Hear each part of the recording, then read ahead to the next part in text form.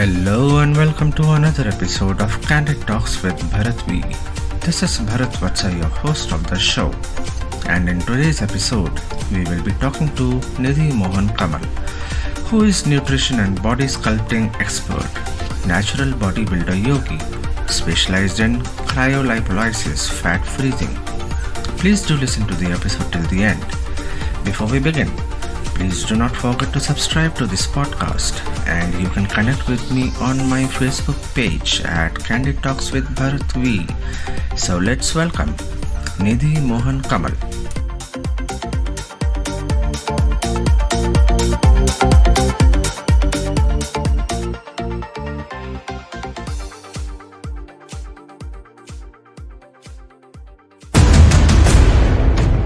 Hi everyone, this is Nidhi Mohan Kamal. I'm a food scientist, nutritionist and a certified fitness trainer और आप मुझे सुन रहे हैं on Candid Talks with Bharat V. Hi Nidhi, how are you doing? Welcome to Candid Talks with Bharat V. How have you been keeping busy in this pandemic? Yeah, I've been doing actually okay. I feel that I'm more busier in this time than I was with my team around, because now virtually you got to do everything yourself. So I think way more busier than before. So prior to this lockdown situation, what kind of schedule you were into? I believe you are mostly into fitness training and everything. Do you have your own studio or something where you have the students coming in and joining you and learning from you? No, actually, I'm also a nutritionist and we also do body sculpting. So we do have clinics, but as far as the training bit is concerned, I never liked the idea of just sticking on to a class. Okay. So I do train, but I only do festivals and I do the bigger events like marathons and all that stuff. Oh, okay. So I never had that going on, like now that you can't do anything which is collective, like you can't do any group sport. So we know that that's not happening, but that was primarily a mode of training. Okay. So we'll get into those details in a bit of time. So first, tell us something about your background, your history. How did you get into fitness? Professionally or otherwise? I'll leave that on you, because I believe you have been into this field of fitness for the last 17 years or so, I believe. Yeah, it's been a really long time. Yeah. So basically, if you can just tell us about your history, what was that kick which actually motivated you to get into this? I'd say that something in my teenage kind of kicked up. I was unhealthy as a teenager, been on both the extremes. So first towards gaining weight and then towards losing too much weight. Okay. That is when my brother introduced me to, healthy eating and exercising. Mm-hmm. So I was just a teenager when I started off, and I never thought this would be a career for me. It was just a passion. Though I chose being a food scientist as a career. But we can say, let's just skip the details and let's just say one thing led to the other, and here I am. Okay.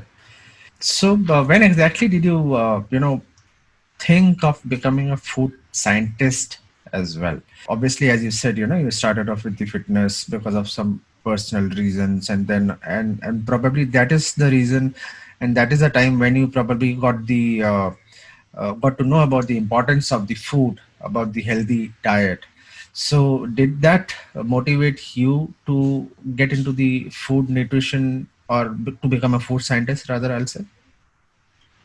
Well, I was interested in it, but the real reason is that when I was in my pre-med, like the plus one, plus two. Yeah. So I come from a family of doctors. So my grandfather, my father, my brother, everyone's a doctor. My mother is a botanist. So it's like we cannot do without science. So I had to pick up that.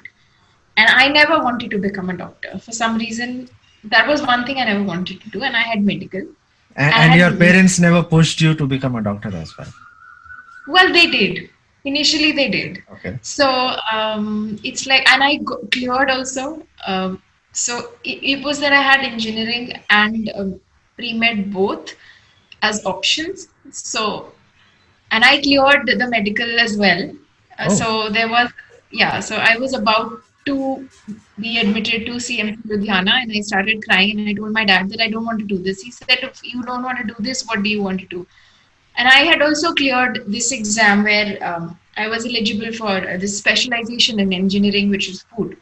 okay. So I was like, I want to become a food scientist. Then my dad was like, okay, so this was, and not that it wasn't an area of interest for me, but this was primarily because I did not want to become a doctor.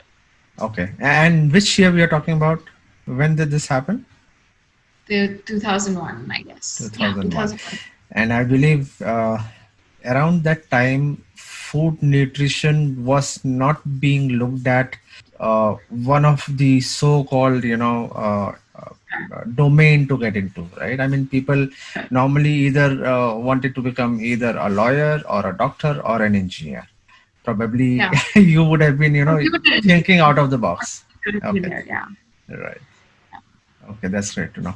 So tell me something, Nidhi. Now there is a myth, that for building your body muscle, you know, you need to have a good chicken or a egg diet. Typically, I mean, although I'm not too much into exercise and all that stuff, but to whoever I have been speaking to and I have come across, that is what I have been hearing from a lot of mouths. Is this really true? Because I believe you're a total vegan, right? So Yes, I how am. do you do that? How do you manage? I mean, maintain that, and why it is so much of perception that people should have chicken and egg diet to build the body muscle? I think I will attribute some of that to um, the marketing as a whole. We have to understand that the chicken and meat industry is huge, and we in India try to kind of copy the trends that are happening in the West. Okay. So their diet is primarily, chicken and meat and whatever. Okay. Yeah. And that's what we have copied back to in India. But the thing is, firstly, when it comes to protein being like vegetarian or vegan diet being sufficient enough in protein, that is a huge myth that has been sold. Again, another contributor to that is dairy industry. Another contributor to that is the supplementation industry. Understand these are billion-dollar industries. So if I tell you that you can eat dal, which is available for 100 rupees a kg, which is a very cheap source of protein, Yeah. you would not want to buy chicken or meat, which is like 300, 400, or salmon, which is 800 rupees a kg. Right. Right. So you have to understand that it's not a myth. So basically, our belief systems, what we have, it doesn't come from facts. They come from first a science, which is usually funded by whoever wants to take out whatever out of them. Right. So understand when a study is coming out saying that egg is good for your health, that study is also funded by an organization that promotes egg. So Okay. this is the larger picture, I'd say. But if I have to like oversimplify this equation and tell you which are the two animals you use for their strength, useful their strength, and your Okay. answer would be elephant and a horse. Right. Both are Right. vegan. Yeah. So Yeah. clearly it's nothing to do with bulk and muscle mass and not getting Right. enough protein. Because if the animal kingdom, there is one animal that's doing it perfectly fine, Yeah. I don't think there's a reason to complain. But then, tell me, I mean, see, nowadays, I think it's kind of become, so I get you what you're saying, totally, I understand. But it's kind of become a trend. Now, there are so many gyms, I won't name them, but there are so many gyms who are having a very good name out there in the market. And they try to so whoever are the trainers, they get associated with them. They either try to get certification from XYZ, again I'll not name, XYZ certification they do, and then they try to start giving the physical training. Now, in case if somebody is joining these gyms, and they also obviously get advised on the diet, right? Yeah. I have seen that even those trainers in those gyms, they actually promote this kind of diet. So how are we, so basically I'm not saying it is wrong. I mean, if people can manage, very good. But it has kind of become a, habit, that rather habit, or it's kind of become a trend, that whenever these kind of, sessions are happening, or if anybody is joining the gym, they are actually forced to follow these kind of diet plans and take their advice in terms of diets and all that stuff. So how effective, I know it might be effective, I really do not know, I can't comment on that. But what I'm coming to is that how to break this kind of a trend, why we are following this trend so much. And as you rightly said, that we are trying to follow the West culture. तो कहीं ना कहीं at the back of the mind ये हम सबके mind में है, तो वो how to break this kind of typo, ये कैसे हम ब्रेक करेंगे, because mass public is still not aware of what you said. Yeah, see, the thing is, I'll tell you where the challenge lies. The challenge lies in the fact कि आपको जो trainer advice कर रहा है to buy that nutrition supplement, right, working on commission sales. Yeah. So basically, per box that they sell, they get a cut. So the whole industry is based on commission sales. So once you understand that, you will understand why there is this pressure for you to consume it, because the person who's training you will put it in your subconscious every single day. Then again, when I say anything, any decisions that human beings make, they don't come from mostly your conscious mind. So you're not making a decision that comes in just because you read a study. It comes subconsciously how you've been trained. If you look at social media, आप social media में अगर 10 fitness pages को follow करते हैं, तो आप जब scroll कर रहे हैं तो देख रहे हैं कि there's this lady who's really like nice muscles and everything, and she's really fit, and you'll see background में there is one protein box somewhere in the background. Correct. It's not product. There'll be some product. Yes. There'll be some product. So even if you don't consume the product, that particular product, or you're not so inspired that you go ahead and buy it, subconsciously the picture that comes in your mind is that if I want to become that, I need that. Yeah. And that's what is selling. So if you can break the whole cycle of marketing in your head, you will be able to understand that it doesn't really make sense. But yeah, that's where the challenge lies. And honestly, if this is what it was, and for anyone who's confused about whether to consume this or not consume this, I have a very, very simple question for you. Human beings have survived so many years without supplements. Absolutely, yes. Yeah, and in the past, obviously the life expectancy of humans has been very less. Yeah. But if you look at the statistics and the numbers, the life expectancy is not less because they were dying of nutritional deficiencies. They were dying of bacterial issues. They were dying of trauma injuries. Yeah. So the medical science has evolved a lot. But I think we're going back in terms of nutrition. So let's look at the country that is the largest consumer of supplements in the world, America, which is the country which is the largest consumer of prescription medicine in the world, America, which is the country which has the largest amount of lifestyle-related diseases, America. Yeah. So if you look at those numbers, it doesn't match. Nowhere you'll be able to prove with that if you depend on a box for your nutrition and something that you mix in water and drink it up, that's going to give you all the nutrition that you want. I mean, that's not real food. Yeah. So Absolutely. I think I'll rest my Understood. I just hope our listeners, who will be listening to this podcast, they understand, the basic difference, between these scenarios. And in case if they obviously will come to that part, where you started wellness change. So we'll come to that part in a bit.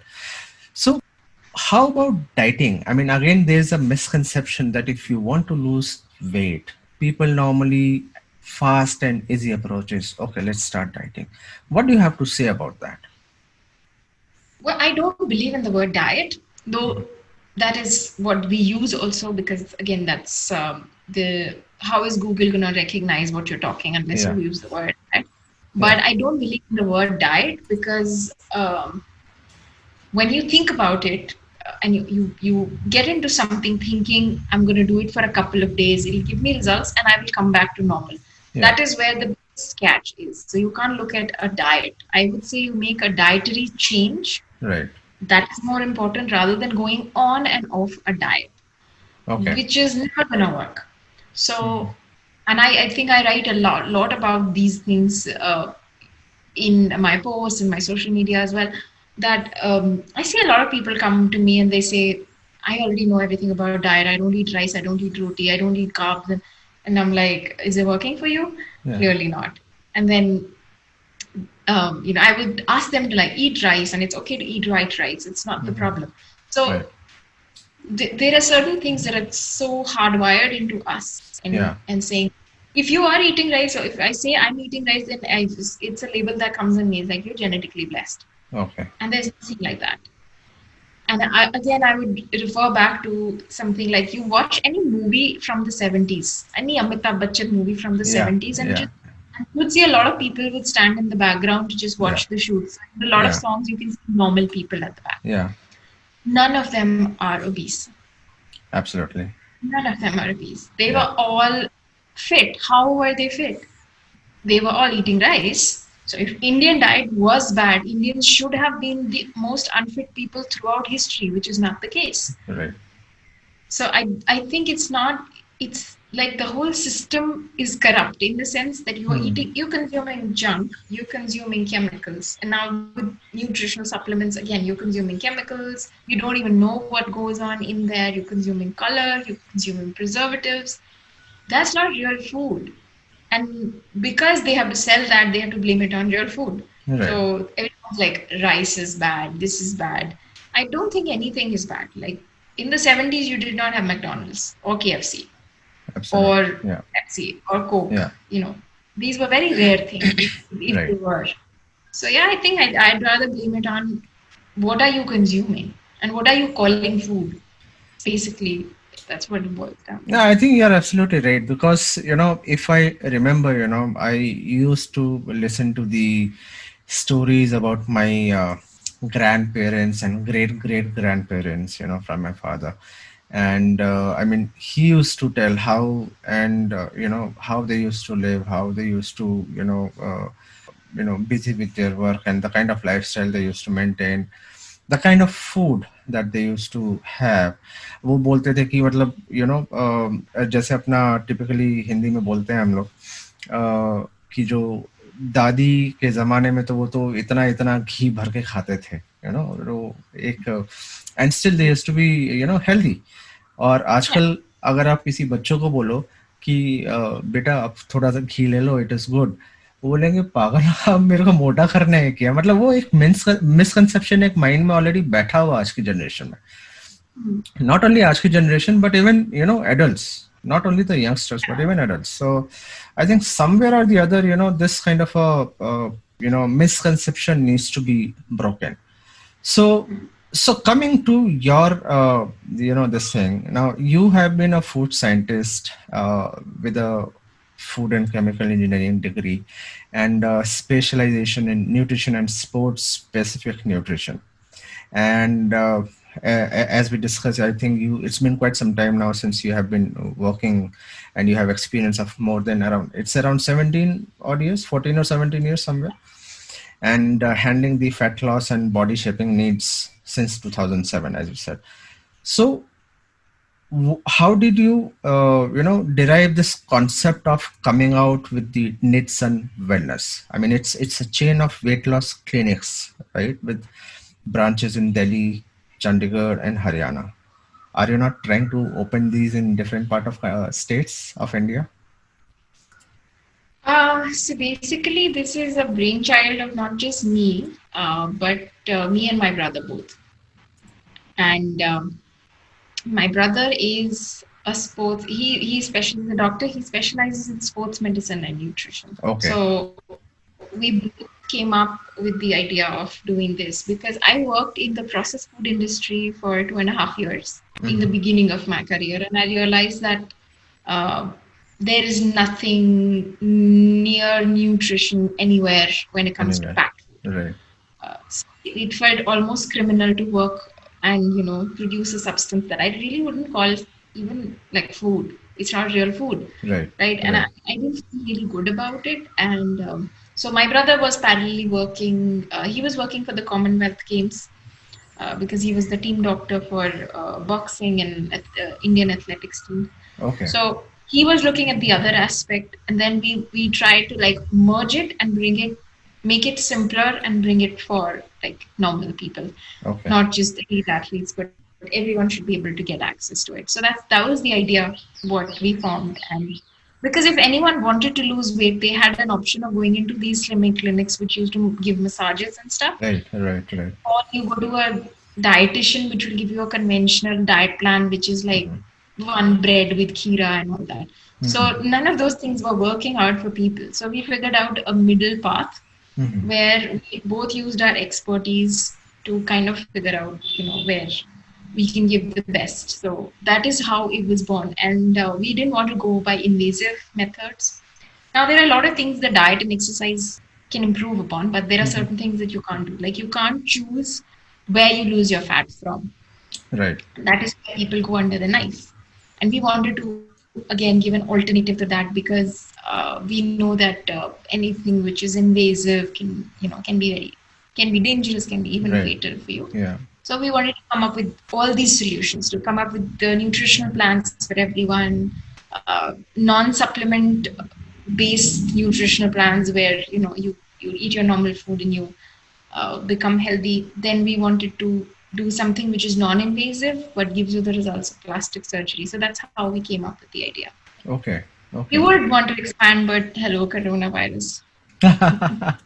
No, definitely. I think post this, I just hope we all get over this situation pretty soon. So now that brings to my next question.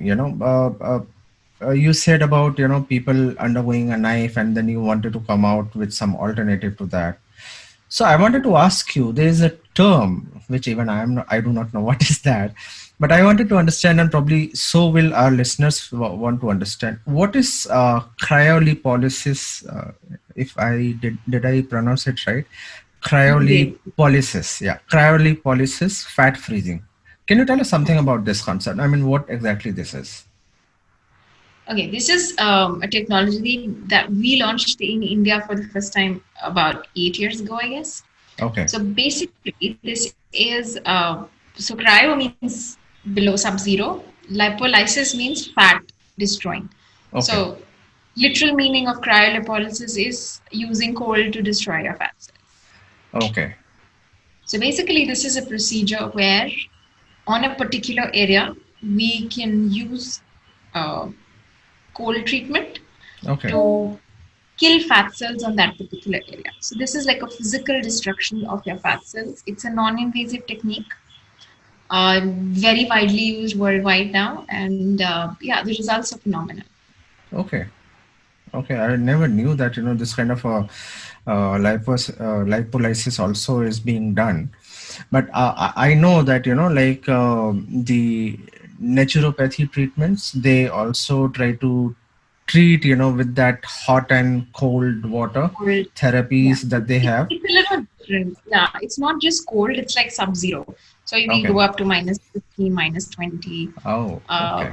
But the technology is like really, your skin is protected by a layer of antifreeze, and then you can suck in that particular fat pocket and only focus on a very particular area. So Okay. this is the beauty of it. Yeah.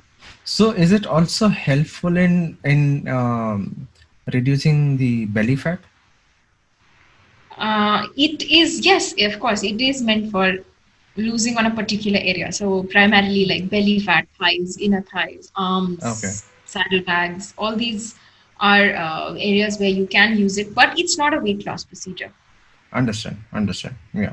Okay. It's only particular area. It's not going to give you any overall change. So, It's only uh, target on that.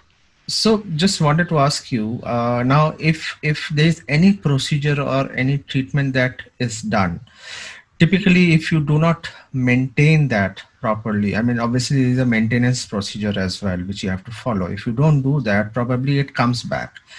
What is the procedure, in terms of maintenance after this treatment in this scenario?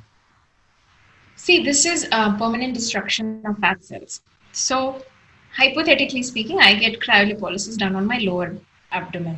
ठीक Okay. है मैंने एक बारी करा लिया. This is a procedure that needs to be done only once or twice. Okay. You can't repeat because one procedure takes about 45 days to come in effect. Mm-hmm. क्योंकि वो fat cells that are burned or that are destroyed will take a while to get out of your body, which is like Okay. about 40. So Okay. 45 days के बाद you will see the result comes in. Okay. But if you're not careful about your diet and exercise, you're gaining weight, right? Now Right. this is a body natural mechanism. Nobody can Yeah. help it. लेकिन अब क्या होगा कि अब जहाँ पे पहले आपका weight gain करने का tendency was lower abdomen, Yeah. but now your fat cells are not there anymore because you killed them. Correct. So if you still go on eating more than your calorie requirement, Okay. It'll go somewhere because else. it will go somewhere else. Okay. Understood. Understood.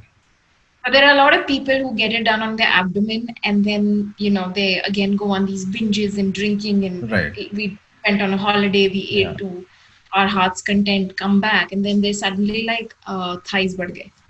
Right. Abdomen was not, it didn't have fat Yeah. cells Yeah. anymore, Yeah. so it goes somewhere else. So yeah, it will go somewhere else. Understood. You write all these on your blogs or somewhere? Is this all these information is available? Yes. Okay, coming back to the topic again. So now, apart from from being a food scientist, you are also a certified Ashtanga Vinyasa yoga trainer. Again, I hope I pronounced it right. And you also are a certified strength fitness trainer with the specialization in rehab and resistance training, right? Can you tell our listeners, about this rehab and resistance training? What exactly this is all about? Uh, so basically, rehabilitation would be coming back from any space where you're not physically 100% okay. Could be injuries. I'm not a physiotherapist, so I can't really help you with the injury Right. or diagnosis. Okay. When you get a diagnosis done from a physiotherapist, then if you come to me, then I can work on with you on a particular injury or special condition that you have. So prenatal, postnatal, those things that I do. After injuries, people come to me. But yeah, I don't do the diagnosis, but yeah, I do the follow-up. Okay. Okay. Now I'll totally go off the track now. Okay. Now it's said that that one's best relationship is to have with his or her own body. What do you have to say about that? How do you take care of that? I'm actually very spiritual, so I don't really attach too much emotion to my body. Okay. But at the same time, I believe that we are passing souls on this planet. Mm-hmm. And body is our shell that is given to you. So Okay. if you get too attached to the shell, that's also not okay. So I Right. don't have too much attachment to it. But on the flip side, I also believe that if you need to have a respect for it, Right. because you were privileged to be given this body. Mhm. Like you could have come as something else also in this world, but you came as a human being, right? So Okay. Yeah. and given this shell to take care of you or to carry your soul. Yeah. And if you abuse it by any which way, by consuming what you shouldn't consume, drinking what you shouldn't be drinking, drugs, not Yeah. taking care of in any which way, I think Yeah. you abuse your own body. Like you're abusing your soul also because Absolutely. you carry Yeah. it. So I believe that, but at the same time, there are so many people who get too attached to their body. Mhm. Like they forget that they're a soul and they just become a body and they're just like, my legs should be this size or Yeah. my hands should look like this or I should, so many physical attributes they get emotionally attached to. I think that is Right. also unhealthy. That's another extreme what shouldn't be. So like it's like any other relationship. What is a healthy relationship? There needs to be a control, but also needs to be a letting go. Right. So that balance one has to strike. So be Absolutely. it body, be it anything else. So when you say you are a spiritual person, okay, let me try to dig a little bit more into that. So what do you mean by, spirituality? When you say you are more into spirituality, are you in kind of a more into meditation, or following spirituality in terms of some yoga and Vedic meditation and all those kind of stuff, or what do you mean by that? I mean, yoga is actually a spiritual practice in itself. So anyone who does yoga, Mhm. ideally should be spiritual. But again, Okay. it's our perception of yoga, how we look at things. Yes. Because you ask a layman what yoga is, they'll say, oh, those people who do fancy stuff on the Instagram, they do splits, they do handstand. Yes. That is yoga. But physical aspect is like a very little portion of it. In fact, this is a spiritual practice with a physical angle in it. But Okay. yoga is a spiritual practice. Like the meaning of yoga, or by Yoga Sutras also, if you see, Yeah. the second sutra, which is very like talked about, is Yoga Chitta Vritti Nirodha, which means it's a practice to for your chit to become Right. free. So it's your connection to the divine. Correct. And you do the physical practice because if you can't control your physical body, then you can't control your mind. So Right. yoga is Right. physical. It's not a physical practice. It's 100% a spiritual practice. Anyone who does know the meaning and actually practices it for it would be a spiritual person. Overall, we understand typically जो हम देखते हैं योगा, वो various different asanas people do, okay fine, that is yoga, but what about Pilates? You are doing various different type of Pilates, different type of training, and that also is a kind of a yoga only, right? Am I correct in saying that? Is it a variation of yoga? No. No. Yoga is a spiritual practice. Yoga has a portion of, there is a portion of yoga which is about asana practice, which is physical. Yeah. Otherwise, yoga doesn't stop at just the asana practice. So can't you categorize Pilates as a part of one of the asanas? No? See, understand that yoga is not asana practice. Again, that is attaching too much of my physical body into what does it look like. Okay. Anything can be yoga. Anything can be yoga. Okay. And I'll give you an example. If you look at somebody who's achieved too much in their life and they don't even do any physical practice, is also a yogi. Like if I talk about APJ Abdul Kalam, he was a yogi, but he's not doing physical yoga, he's doing karma yoga. So yoga has nothing to do with just the physical practice. Okay. So practice is added to yoga because you can't complete a spiritual practice without controlling your own body, and that is the reason why you have that in yoga. Okay, I think I should come out of that because some of these things are going bouncers for me. So, but I think it's really interesting to understand, these actual meaning and actual difference between all these, different styles. And I believe unless you totally get into it, I don't think you'll be able to make out the difference. Like the questions that I asked you, probably these are just the basic questions which probably does not make any sense, but still, they do actually. They do make sense because that is what the perception is. Yeah. Like, I mean, it's sad, but that's what the perception is. So if you say yoga, the only thing is people look for is the asana practice and they get again too attached to it. Right. But if you look at it, a lot of asana practice that we do, like we do a handstand, then we do a scorpion and all. This is in gymnastics also. So would you call somebody already doing gymnastics as a yogi? Right. And that also is happening a lot in the West. So there are a lot of gymnasts who Mhm. retire by the time they reach my age, like 30, 35, Okay. and then become yogis. Hmm. But Right. Right. how do you look at that? And I don't think I will not say that it's bad because they have put in years of sadhana in learning gymnastics. Right. But for somebody who's looking at it, gymnastics and yoga also looks the same. Right. Then where do you call yourself a yogi? Correct. When you understand the real meaning of it. Correct. Correct. Why did you Correct. really start it? Okay. So, Nidhi, you also are the brand ambassador of Puma. And I believe, along with a few other celebrities, you were a part of the Guinness World Record plank. Can you tell us about this Guinness World Record plank? What this was all about? So basically, it was about the maximum number of people attempting to do a plank for one Okay. minute. The previous record was about 1,200 people, I guess, in Hong Kong, but it was a mixed crowd. But Mhm. this time, Puma attempted to do it with only women. So it was 1,543, I guess. I don't know, I forgot the exact number, but 1,500 something people who qualified to do planking at the same time. Okay. Yeah, that's the world record goes to Indian women, maximum people planking in. Wow. Okay. And all of them, they were able to complete the plank for the Yeah, minute. yeah. Okay. Not everyone was an athlete. Normal people were allowed to come in and join. Okay. Okay. Yeah.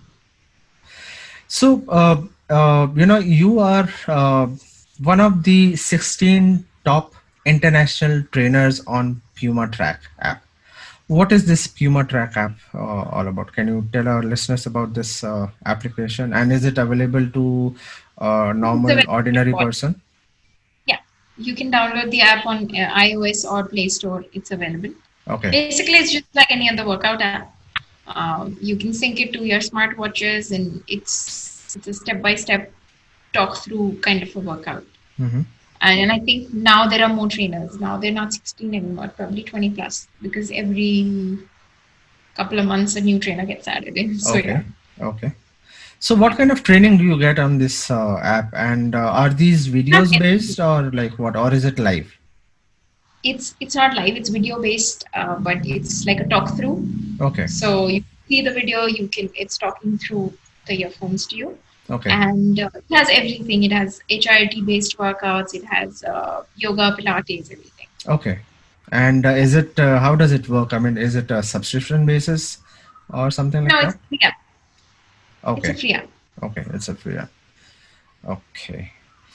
So, I think that pretty much covers mostly whatever I wanted to talk to you about. And besides running the body shaping clinics in Delhi and the NCR region, you also said, you are a writer and you write regular columns and blogs on food, fitness, and nutrition in many publications. Like I think you have already written many times in Times of India, Asian Age, Urban Melange, and many online portals and TV shows also you have been a part of.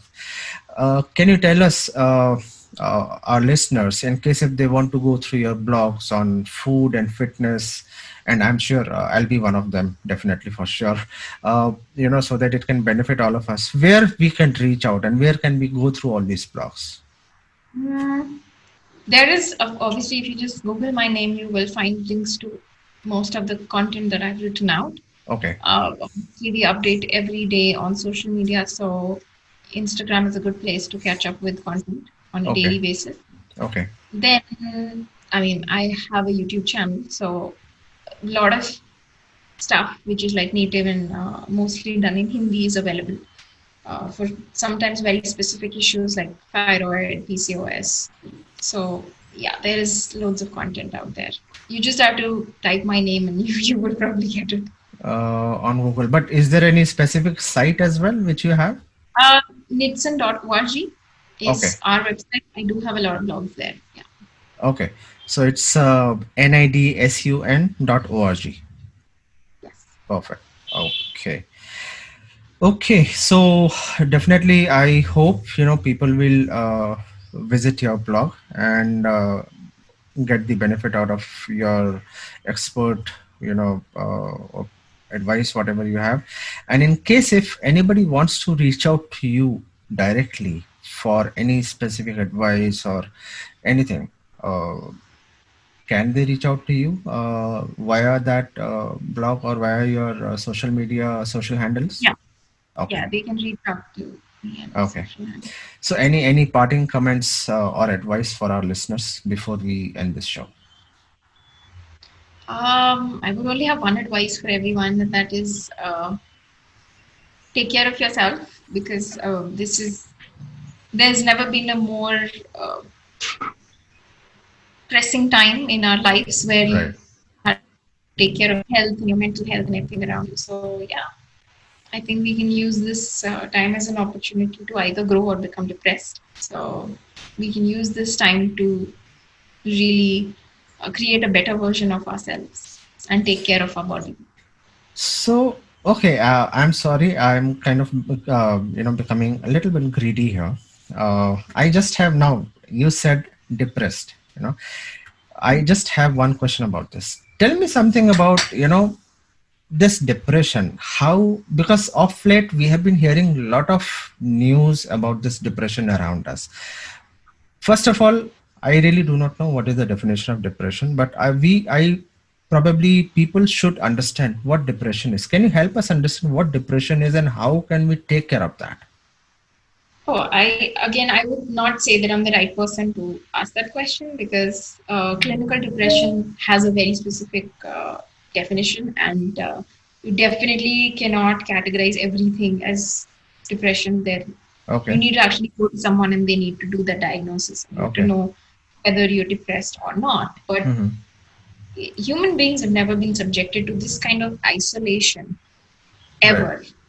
All of us never face this kind of isolation for months together as we're doing it now. So that is the reason why the whole anxiety, depression, any mental issue is escalating.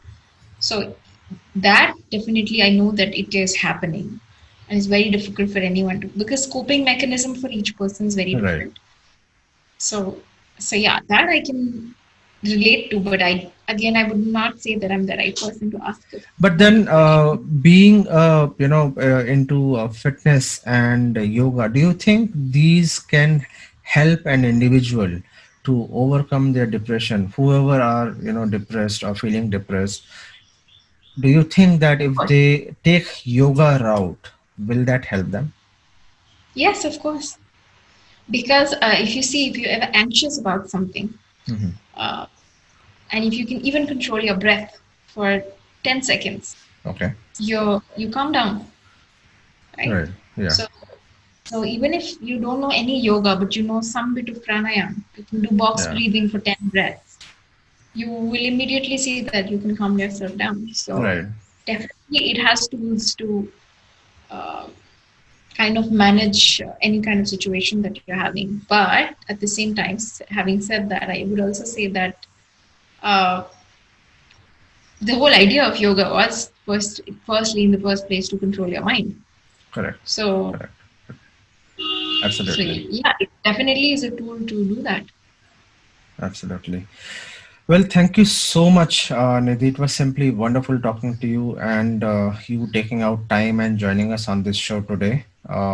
It was really beneficial, and we got to know a lot of things about, a lot of things about the fitness, which we were not aware earlier.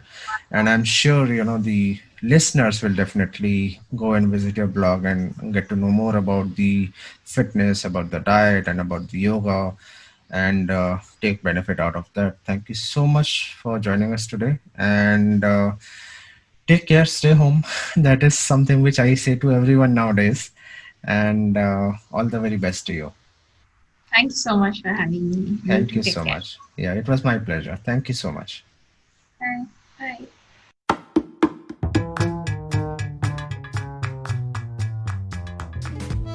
So that was Nidhi Mohan Kamal, who is nutrition and body sculpting expert, natural bodybuilder yogi, specialized in cryolipolysis fat freezing. Thank you all so much for listening to this episode of the podcast show Candid Talks with Bharat V. If you like the show, Please do like, subscribe and share with others. If listening on Apple Podcasts, please do not forget to rate 5 stars. If on Spotify or YouTube, do not forget to subscribe and share. इसके साथ हम आज का सफ़र यहीं समाप्त करते हैं। बहुत जल्द मुलाकात होगी अगले शो पर एक नए टॉपिक के साथ, नए लोगों के साथ, नए अंदाज में on Candid Talks with Bharat V. Stay home, stay safe. This is Bharat Vatsal signing off for today. दुआओं में याद रखना। जय हिंद।